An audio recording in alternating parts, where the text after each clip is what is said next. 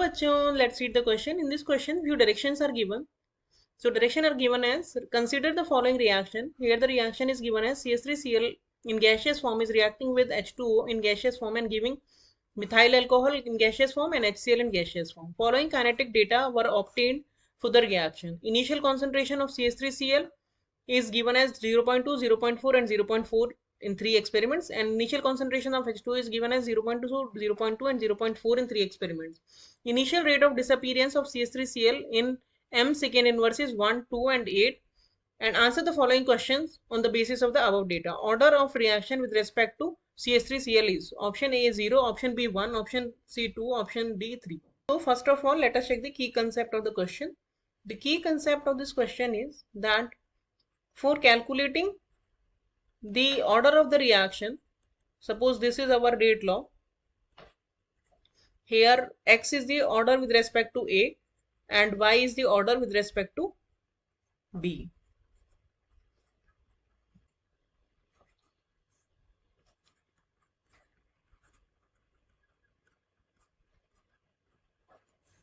तो यहाँ पे अगर हम एक रिएक्टेंट की कॉन्सेंट्रेशन को कांस्टेंट रखें और दूसरे की वेरी करें तो और रेट मेजर करें with the change in concentration of one of the reactant, तो उससे हम ऑर्डर ऑफ द रिएक्शन पता कर सकते हैं. So now let us check the complete solution of the question. सबसे पहले हम इसके लिए रेट लॉ लिखते हैं. तो रेट लॉ में सपोज के rate is equals to k CH3Cl concentration का ऑर्डर है x और order with respect to water है y. अब एक्सपेरिमेंट 1 के लिए अगर हम लिखें रेट लॉ तो वो हो जाएगा rate that means 1 is equals to k concentration of CH3Cl is given 0.2 और concentration of water is also given 0.2. तो ये हो जाएगा एक्सपेरिमेंट 1 के लिए. एक्सपेरिमेंट 2 के लिए भी लाइकवाइज वी कैन राइट ये रेट 2 है, कॉन्सेंट्रेशन ऑफ CH3Cl 0.4 है और कॉन्सेंट्रेशन ऑफ वाटर सेमली है 0.2.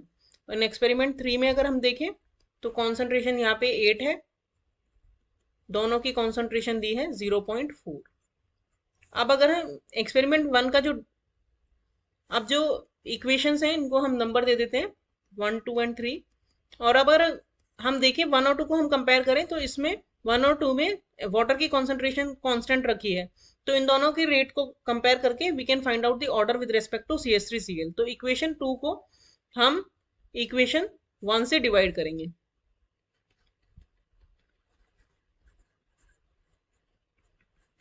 तो हमारे पास क्या आएगा 2/1 is equals to k 0.4 to the power x divided by k 0.2 to the power x. और जो y वाली टर्म्स हैं क्योंकि वो सेम है वो कैंसिल हो जाएंगी, k भी कैंसिल हो जाएगा.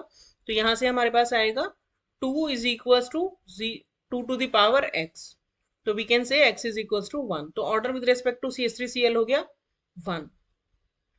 अब अगर हम 2 और 3 को कंपेयर करें तो इसमें x की कॉन्सेंट्रेशन कांस्टेंट है, सॉरी CH3Cl की कॉन्सेंट्रेशन कांस्टेंट है और वाटर की कॉन्सेंट्रेशन वेरी कर रही है.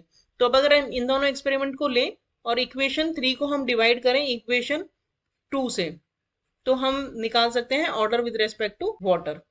तो ये हो जाएगी 8/2 equals to k 0.4 to the power y. x की टर्म जो है वो कैंसिल कर दी हमने क्योंकि वो सेम थी, k से k भी कैंसिल हो जाएगा. तो यहाँ पे आएगा 4, 8/2 is 4, 4 is equals to 2 to the power y. तो यहाँ से y जब हम कैलकुलेट करेंगे तो y आएगा हमारा इक्वल्स टू 2.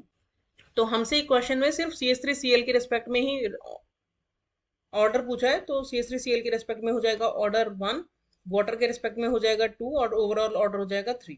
तो हमारा करेक्ट आंसर हो गया option B. Hope you understood the solution well. Thank you.